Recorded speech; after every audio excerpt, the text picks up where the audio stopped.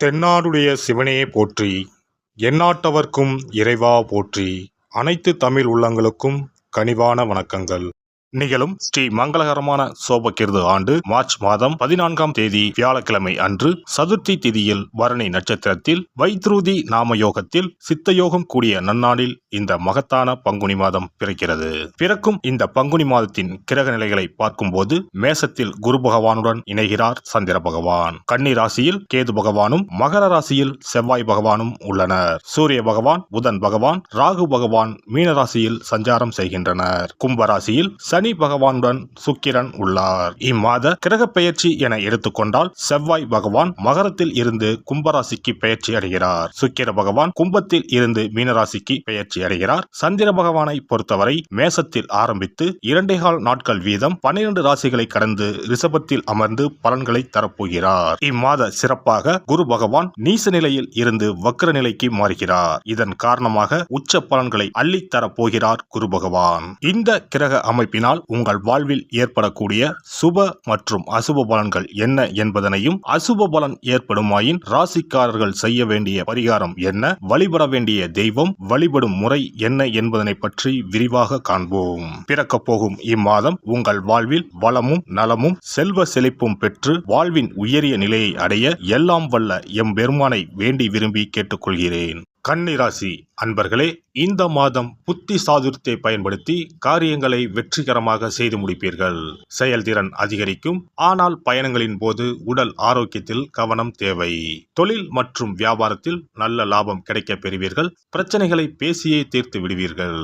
உத்தியோகத்தில் இருப்பவர்கள் பதவி உயர்வு, கூடுதல் பொறுப்பு கிடைக்க பெறுவார்கள். எதிலும் திட்டமிட்டு செயலாற்றுவதால் மேல் அதிகாரிகளின் பாராட்டுகள் கிடைக்கும். குடும்பத்தில் இருப்பவர்களிடம் அனுசரித்து நடந்து கொள்வது அமைதியை தரும். கணவன் மனைவி இருவரும் சேர்ந்து எடுக்கும் முடிவுகளால் குடும்ப விஷயங்கள் சாதகமாக நடக்கும்.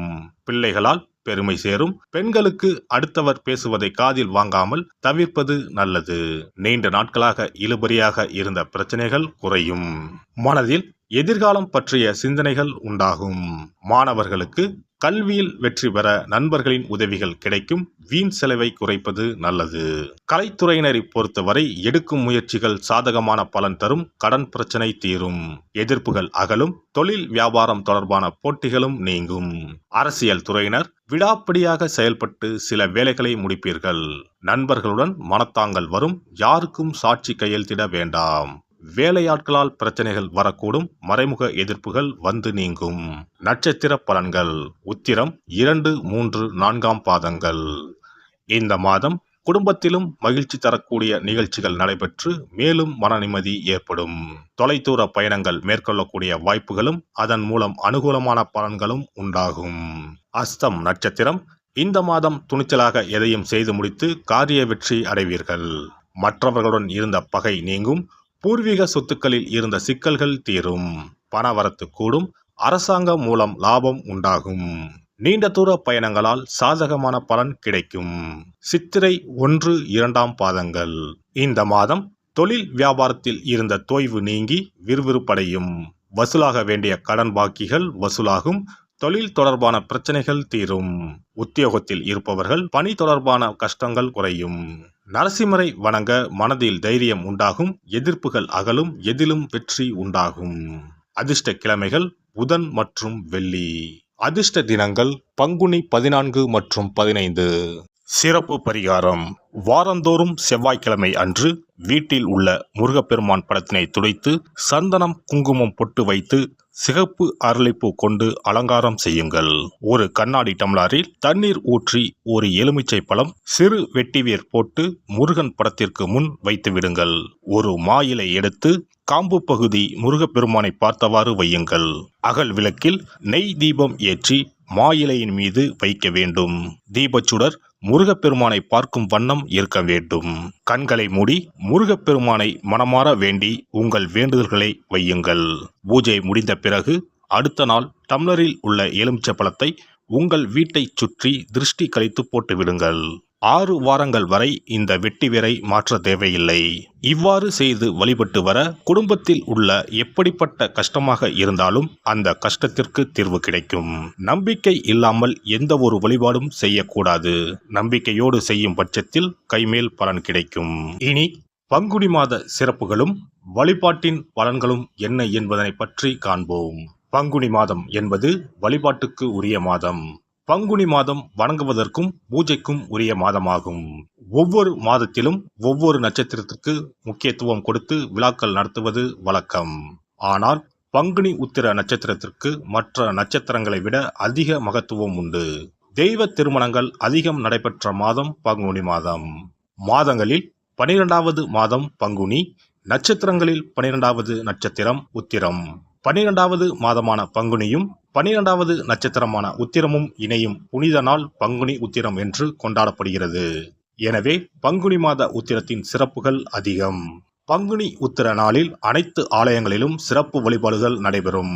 கிராம கோவில்களில் அக்னி சட்டி ஏந்துதல், பூஜைகள் விமர்சையாக நடைபெறும். எண்ணற்ற ஆலயங்களில் சுவாமி அம்பாள் திருக்கல்யாணம் நடைபெறும்.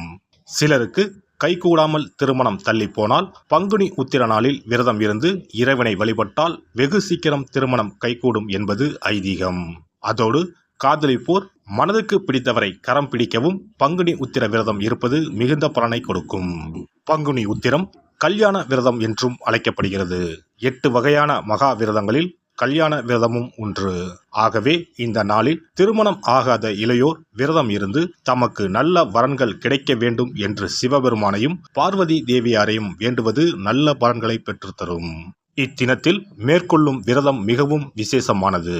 நீண்ட நாள் ஒற்றுமையுடன் வாழ விரும்பும் தம்பதியர் விரதம் இருந்து சிவனுக்கும் சிவ பார்வதிக்கும் அபிஷேகம் செய்வார்கள்.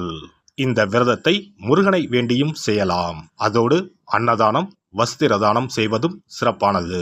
ஜாதக தோஷத்தால் திருமணம் தடைப்பட்டவர்கள் வழிபாடு மேற்கொள்ளவும் சிறந்த நாள் இதுவாகும். செவ்வாய் தோஷம் காரணமாக திருமண தடைகளை சந்திப்பவர்களுக்கு பங்குனி உத்திரத்தன்று முருகனை மனமுருகி வணங்கினால் திருமண தடைகள் நீங்கி திருமணம் சுபமாக முடியும். குழந்தை பேரில்லாமல் தவிப்பவர்கள் பங்குனி மாத விரதம் இருந்து அம்மன் கோவில்களுக்கு சென்று வழிபட அந்த அம்மனின் அனுக்கிரகத்தால் நிச்சயம் புத்திர பாக்கியம் கிடைக்கும். தொழில் மற்றும் வியாபாரங்களில் ஈடுபடுபவர்கள் தமிழ் வருடத்தின் கடைசி மாதமான பங்குனி மாத தினத்தில் திருஷ்டி பூசணிக்காய் வாங்கி உங்கள் வியாபார இடங்களை திருஷ்டி கழித்து அதற்குரிய நேரத்தில் உடைக்க வேண்டும். இப்படி செய்வதால் உங்களுக்கு இந்த ஆண்டு ஏற்பட்ட தோஷங்கள் அனைத்தும் நீங்கும். பங்குனி உத்திர நன்னாளில் நம்மால் முடிந்த அன்னதானங்களை செய்வது மிகுந்த புண்ணியம் தரும். எலுமிச்சை சாதம் அல்லது தயிர் சாதம் அல்லது சர்க்கரை பொங்கல் என அன்னதானம் செய்யலாம். அதேபோல் நம்மால் முடிந்த அளவுக்கு மஞ்சள், சரடு, குங்குமம், கண்ணாடி என மங்கள பொருட்களை பெண்களுக்கு வழங்குவது விசேஷ பலன்களை கொடுக்கும். முருகப்பெருமான் நமக்கு இதுவரை இருந்த காரிய தடைகள் அனைத்தையும் களைந்து நமக்கு நல்வழி காட்டி அருளுவார். பங்குனி மாதத்தில் அனைத்து நாட்களிலும் கோவிலுக்கு சென்று வருவது மிக்க பலனை தரும். மேலும் செல்வ செழிப்புடன் வாழ்வதற்கு உதவும். எல்லாம் வல்ல இறையருளால் நீங்களும் உங்கள் அன்பு குடும்பமும் உடல் நலம், நீலாயுள், நிறை செல்வம், உயர் புகழ், மெய்ஞானம் ஓங்கி வாழ்க வளமுடன்.